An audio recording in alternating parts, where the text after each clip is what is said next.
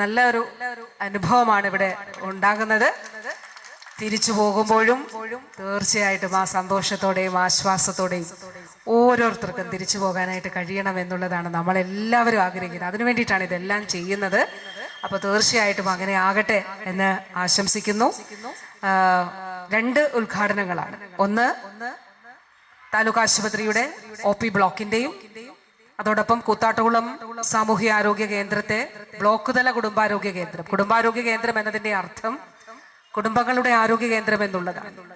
ആ പ്രദേശത്തെ ആ ബ്ലോക്കിന് കീഴിലെ വിവിധ പഞ്ചായത്തുകളിലെ ഒക്കെ തന്നെ ആളുകൾ ആശ്രയിക്കുന്ന ബ്ലോക്ക് തല കുടുംബാരോഗ്യ കേന്ദ്രം. പഞ്ചായത്തിൽ നമുക്ക് കുടുംബാരോഗ്യ കേന്ദ്രമുണ്ട്, പഞ്ചായത്തിന്റെ കുടുംബാരോഗ്യ കേന്ദ്രം.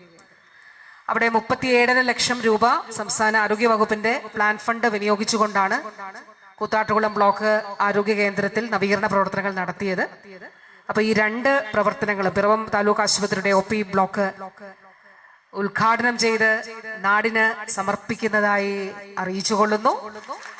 അതോടൊപ്പം തന്നെ നമ്മുടെ കൂത്താട്ടുകുളം ബ്ലോക്ക് ആരോഗ്യ കേന്ദ്രത്തെ കുടുംബാരോഗ്യ കേന്ദ്രമായി ഉയർത്തിയതായും ഈ അവസരത്തിൽ സന്തോഷത്തോടെ അറിയിക്കുകയാണ്.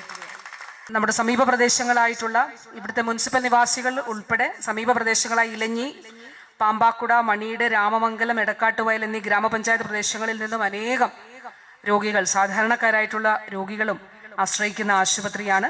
അതുമാത്രമല്ല, തൊട്ടടുത്ത ജില്ലയായ കോട്ടയത്തിന്റെ മറ്റ് പല പ്രദേശങ്ങളിൽ നിന്നും ഇവിടേക്ക് രോഗികൾ ഈ ആശുപത്രി ആശ്രയിക്കുന്നുണ്ട്.